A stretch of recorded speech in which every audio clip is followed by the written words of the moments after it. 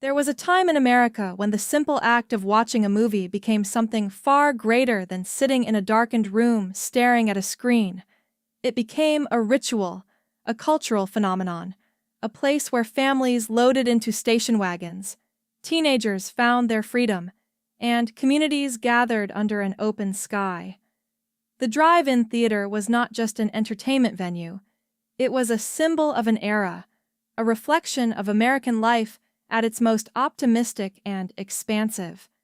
To understand how it rose to such extraordinary heights and how it eventually crumbled is to understand something deeply personal about the American experience itself. The story begins in 1933 in Camden, New Jersey, where a man named Richard Hollingshead Jr. took out a patent for what he called an outdoor theater designed specifically for automobiles. Hollingshead had been experimenting in his own driveway, mounting a projector on the hood of his car, nailing a screen to trees, and testing different speaker arrangements to find the right sound balance. His motivation was partly practical. His mother found traditional theater seats uncomfortable, and partly entrepreneurial.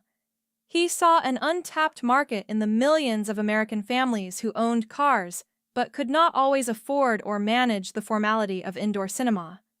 On June 6th of that same year, the Park-In Theaters opened its doors, or rather its gates, charging 25 cents per person and 25 cents per car. The concept was modest, even rough around the edges, but the seed had been planted. For the first decade or so, drive-ins remained a novelty rather than a mainstream institution. The technology was imperfect, the sound quality was poor, and the number of locations remained limited. But then came the post-war boom, and everything changed. The late 1940s and throughout the 1950s witnessed an explosion in drive-in theater construction that was nothing short of remarkable.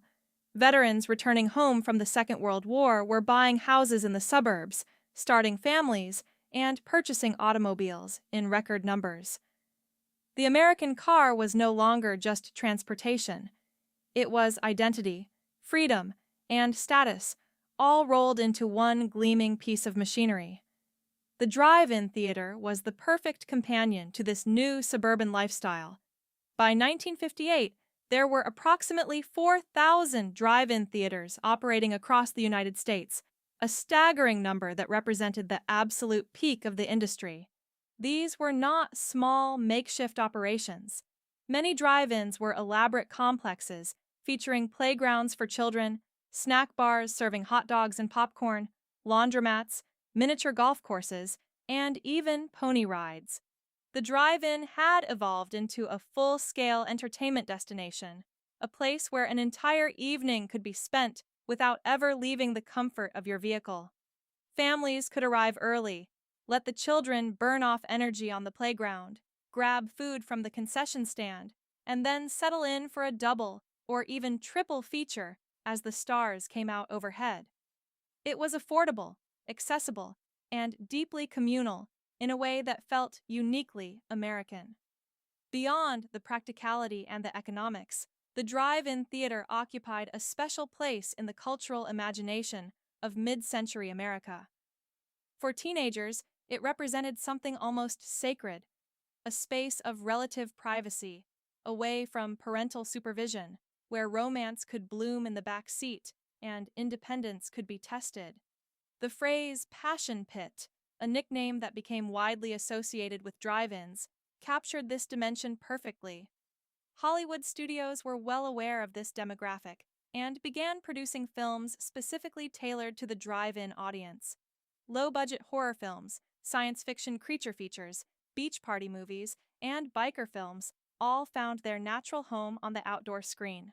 Directors like Roger Corman built entire careers on the drive-in circuit, churning out films that were designed less for critical acclaim and more for maximum entertainment value on a warm summer night.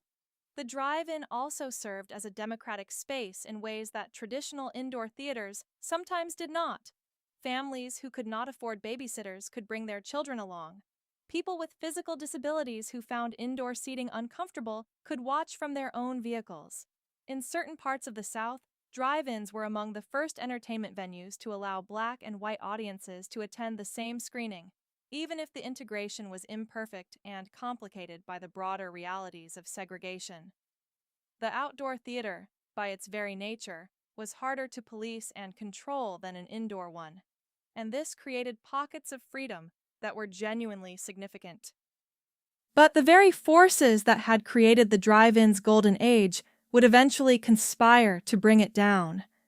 The decline was not sudden, it was gradual, accumulating over decades like rust on a forgotten machine. The first major blow came in the form of daylight saving time. Drive-ins depended on darkness, and the extension of daylight hours during summer evenings pushed showtimes later and later, making it increasingly difficult for families with young children to attend. What had once been a family-friendly outing became logistically complicated, and the family demographic that had been so central to the drive-in success began drifting away. The rise of television dealt another significant wound. By the late 1950s and into the 1960s, American households were rapidly acquiring television sets, and the idea of staying home to watch entertainment became increasingly appealing. Why load the family into the car when you could watch something from your living room couch? The convenience of television eroded the drive-in's unique proposition, particularly for families. Then came cable television in the 1970s and 1980s, which expanded the home viewing experience dramatically, offering movies and entertainment around the clock. The home had become a theater of its own, and the drive-in struggled to compete. Real estate pressures compounded the problem enormously. Drive-in theaters required vast tracts of land, typically located on the outskirts of cities and towns. As suburban sprawl expanded throughout the 1960s and 1970s, that land became extraordinarily valuable for commercial and residential development. Owners who had built their theaters on cheap land decades earlier found themselves sitting on gold mines, and many chose to sell rather than continue operating a business with declining revenues. Shopping malls, housing developments, and strip centers rose on the graves of hundreds of beloved drive-ins across the country. The introduction of the multiplex indoor theater in the 1970s and 1980s accelerated the collapse further. Multiplexes could show multiple films simultaneously, operate year-round regardless of weather, and offer a controlled environment that the drive-in simply could not match.